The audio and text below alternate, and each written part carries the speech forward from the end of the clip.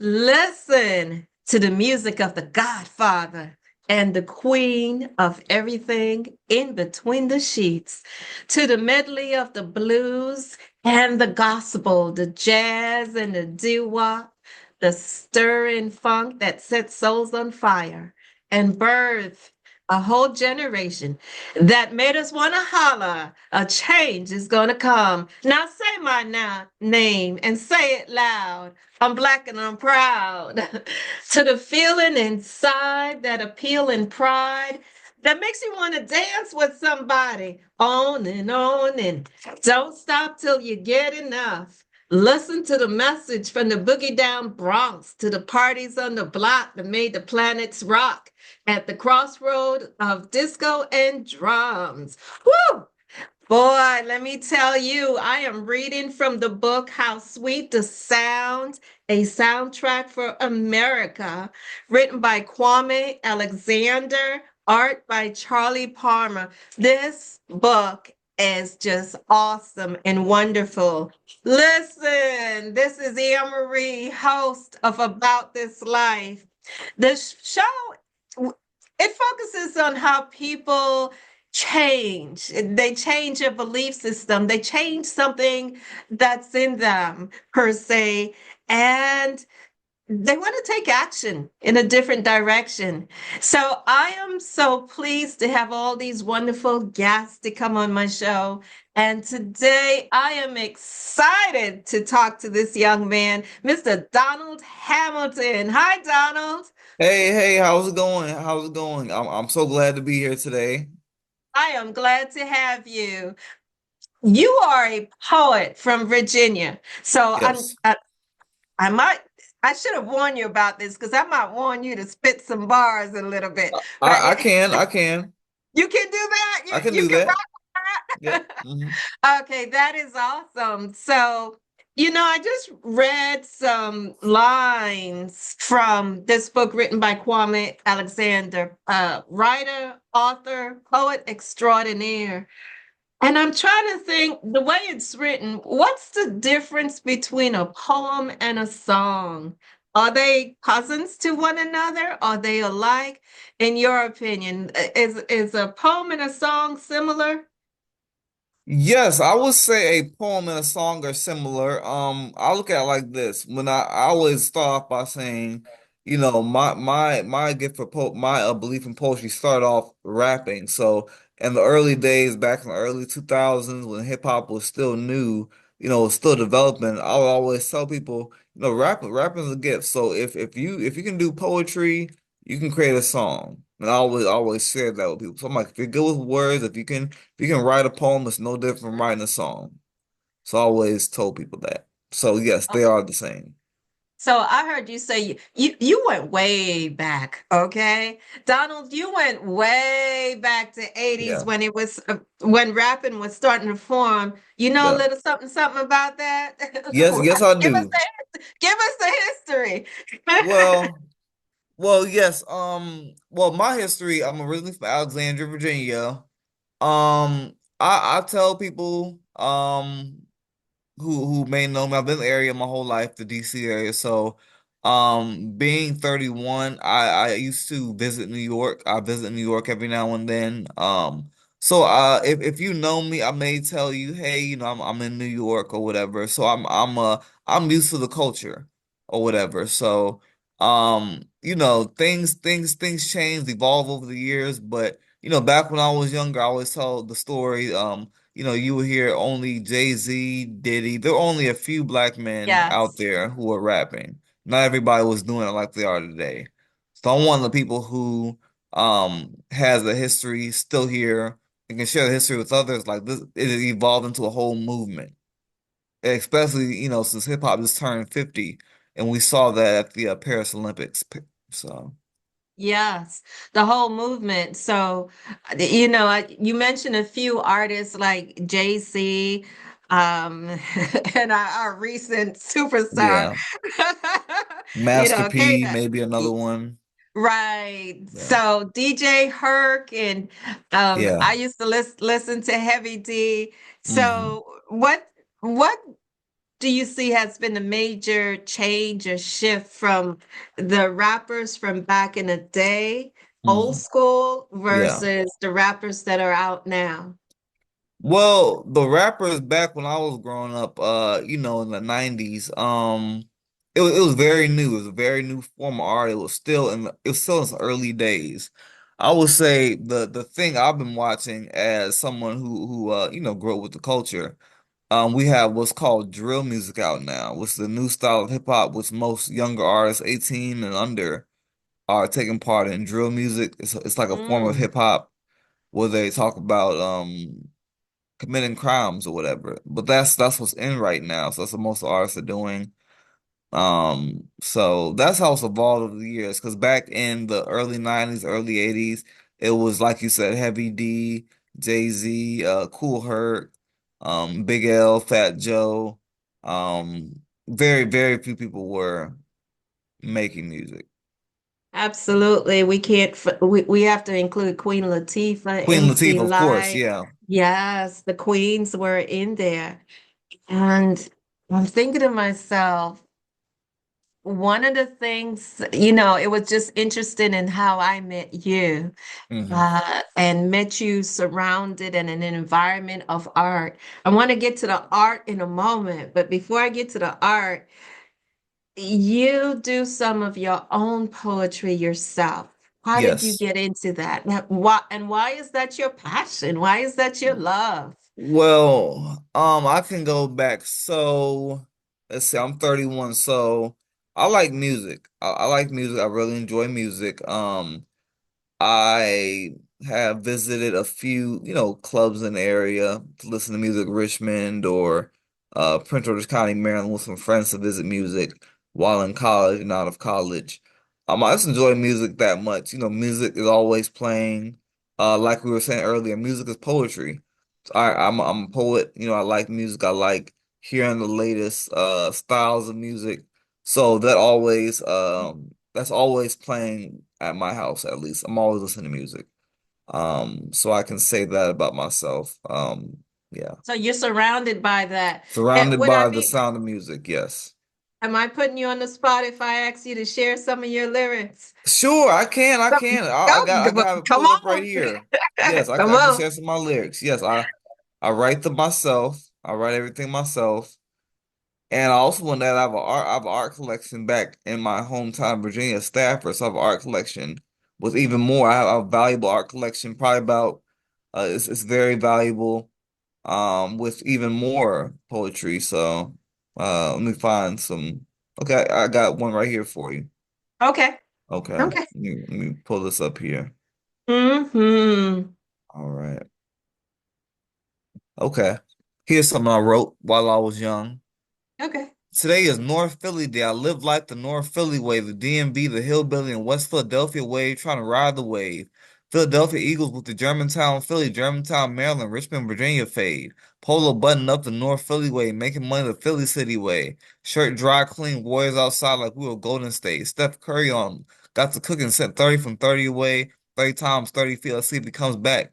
Gardening, shirt off, waiting outside the projects. He was not a failure anyway. I stand my ground, very hip. It's on my hip. Armor like a brink truck, bulletproof vest and bulletproof in Baltimore anyway. Who called anyway? Pull up anyway. Pull up to the function. They said the boy was brave anyway. He's outside the function. Arm on the gate. Feels good outside anyway. He steps outside the building. This is my house. Polo button up. Polo one button anyway. He was a young man. Stepped outside for some fresh air. He was a young man. No fear in his eyes anyway. American Eagle on him anyway. He was a young man. He was a force. The Matrix poetic with the words outside the store. Doesn't eat it on him anyway. He was a young man. He warned you it's not going to jam. Young man, bland him anyway. So that's just something. That's just something. Poetry is an expression. I'll put it like this. So, my inspiration for writing that, we have unfortunately negative incidents that may happen in our community. So, what better way to express your emotions than write about it? It's not you actively acting these out, but you're just writing about it. You want poetry as a tool, or music as a tool to write about what's happening in your community. So that's Absolutely. that's that's what I did when I was in school in Petersburg, Virginia. You may hear something happen down the street. How does that make you feel? I would go to a couple of writers I knew. We get together and we write about it. How does this make you feel? Okay, let me write about it. So we just write. It's almost what I'm hearing. It's almost a way of like healing Yes. as well. And because when Hmm. you hear of so much negativity, Hmm. the mind wants to make sense of it Yeah. all, Hmm. and you gave us some visuals because I Yeah. was able to grasp like the American eagle and the no fear in the eyes. So Hmm. poetry is nothing but storytelling, Yeah, you know? exactly. Yeah, yeah. Yeah. So it's just, telling the story of a lived experience and having that out there in the world. Now, something that you said intrigued me. You said an art collection. So do Yes. you do more than just spoken word? Do you do other Well, things as well, or? my art collection is I have a poetry collection. Being a Mhm. poet, when I was younger, I collected artwork. Like I would travel, different places. I would go to maybe I picked up art in New York or Richmond or wherever I've traveled, and they're rare pieces. So I just started collecting them. I said, this is gonna be valuable one day. So I started collecting it and started putting it, in like a safe place, so it'll gather value over time. So that's what I did. So help educate me and help educate the audience. When you Hmm. say you collect poems, are you collecting books Yes, or books. articles Collect or books, artwork. okay. Yeah, mostly African American history. Some maybe Mark Twain, but mostly African American poetry. It's all inspired by Maya Angelou, honestly. It's all inspired by um who I think she would deem as worthy to read. So it's all inspired by Maya Angelou. So you can't just throw Maya Angelou just in there like that. And Yeah. not just go down that road. So the visual I'm having is that you would go to different places, and Hmm. wherever you saw spoken word in written form, that's Hmm. what you collect. And so Well, you have a, only if it was valuable, because there are some spoken word that people will be like, "Wow, I can't believe somebody's writing like this." And because I have been writing my whole life, what I'm writing may shock people. 'Cause like I've been writing my whole life. I write as a job. I'm a reading teacher. So that's my job to write. But some reading you may look at and say, "Oh, I didn't know this. I found out something new about my own culture or about myself." okay, so you are a writer and you're curating all of this collection. How do you know if something's valuable or not? I just know it is. I just know it is by the information it has in it. Like I may have a book on. I'll just give an example with some of my books. I may have a book on, Black Wall Street, or a book by Toni Morrison, or something of that nature. And I'm like, I know it's valuable because first of all, it's hard to find. Hmm. And it may have been given to me as a gift, or may have been gotten as like a novelty item, something that's hard to replace. Yes. Kind of something you pass down throughout your family, or Okay. or maybe to the community, or donate to like a church or an HBCU kind of. So it's a special occasion sort of way that adds value in terms of Yes. there's memory attached to Mhm. it. One of the things that I found out about you in our conversation is that apparently you like to travel. Yes, yes. Not only do I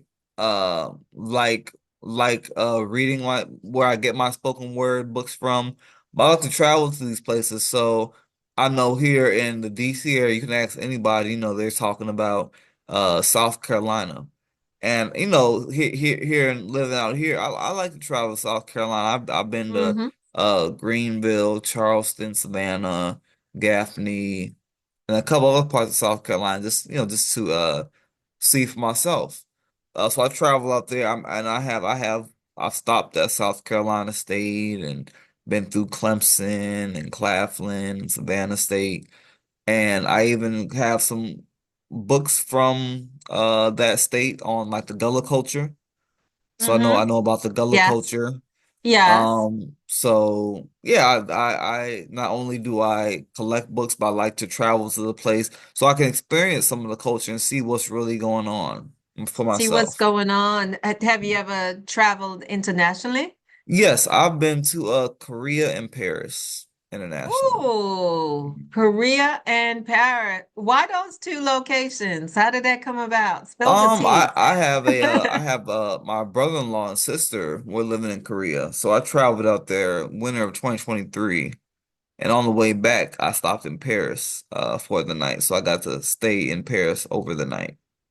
So tell us, how did that experience shape who you are, Donald? The being in those two locations, being there. Years of taking, because I started off taking foreign languages growing up, being in a diverse area. I always say, it's good to know some foreign languages and know how to translate.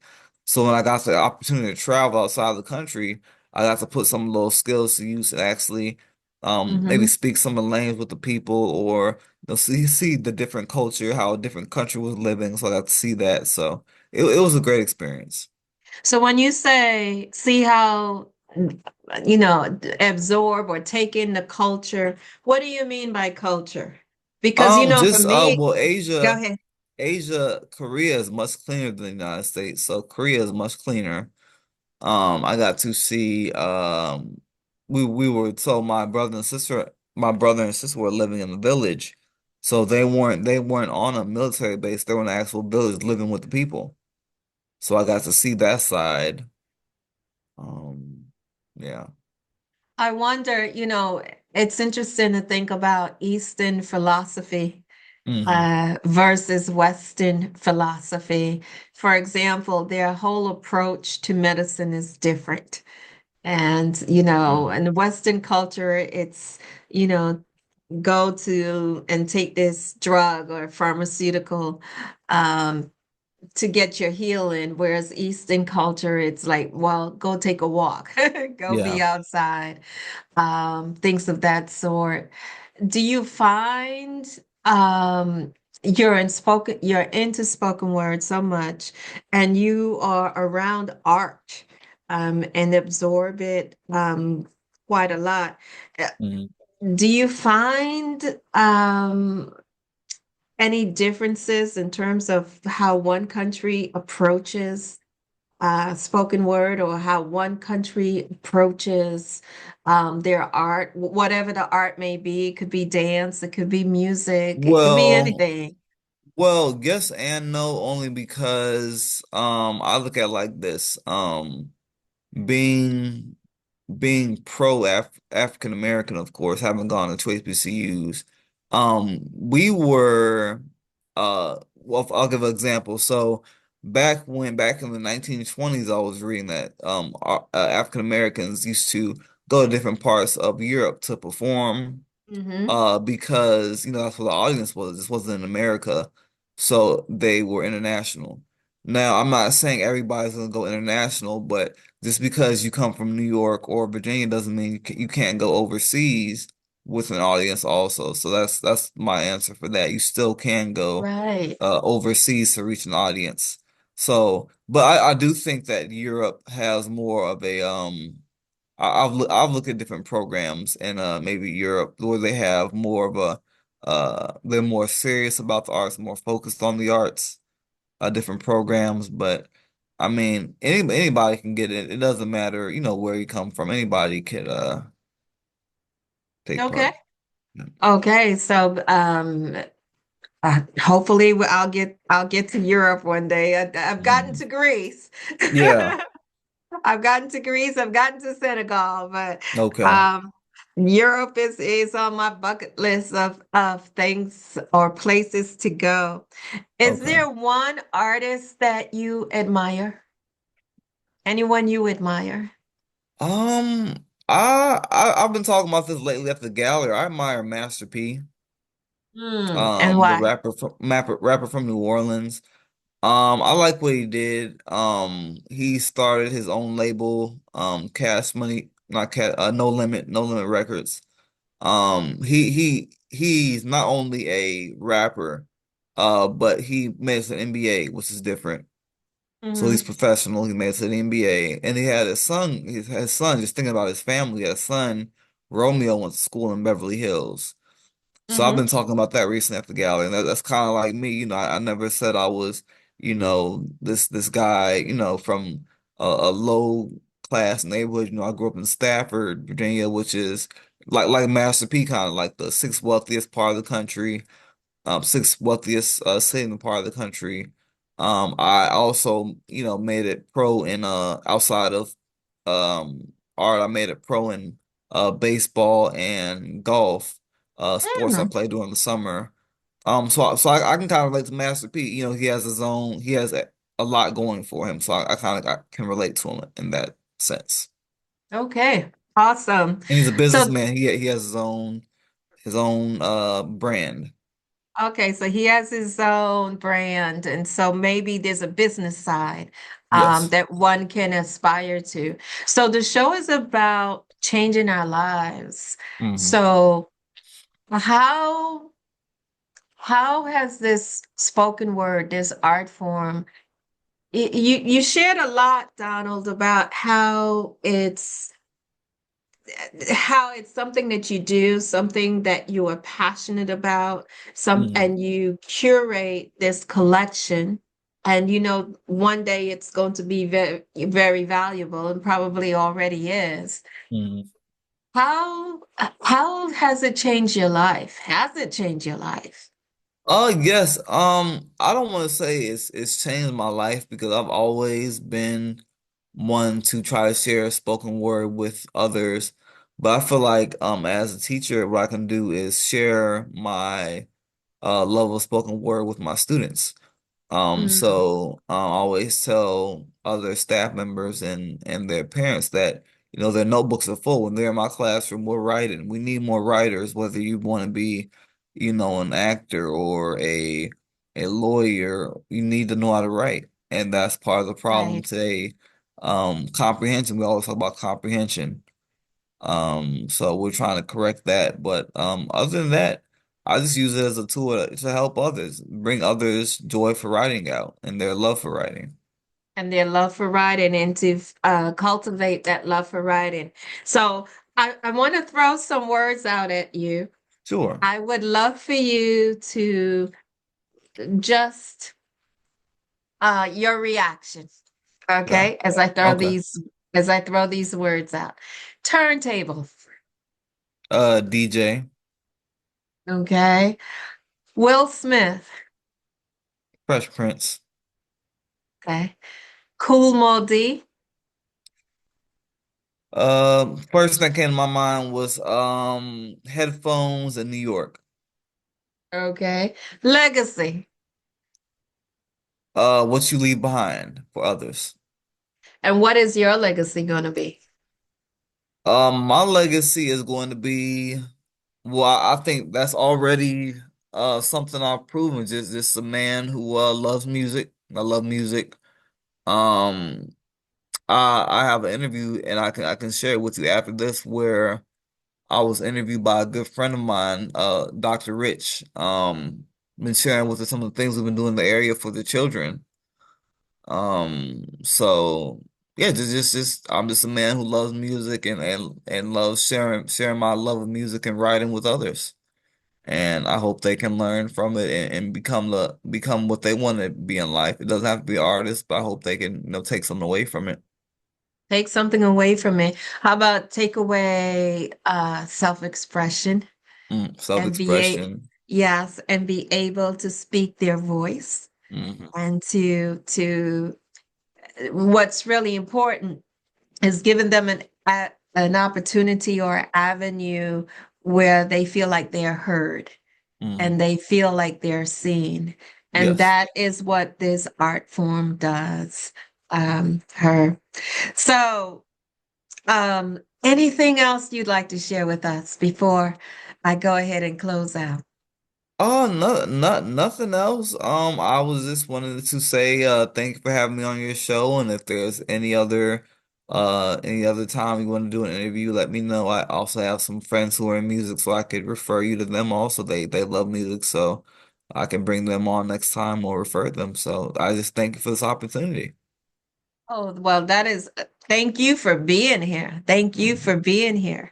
So, what I want to say in terms of the audience, when we think about changing our lives, is that we find something that we love, we find something that we are passionate about, and we pursue that.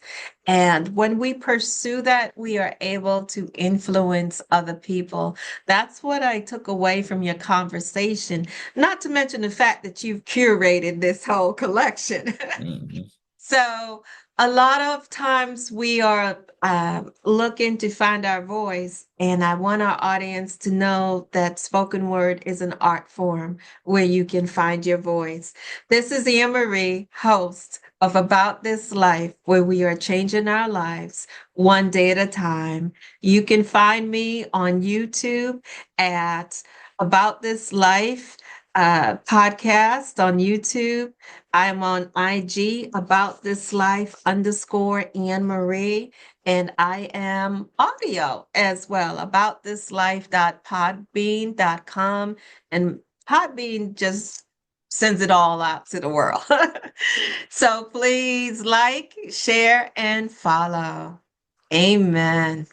Amen.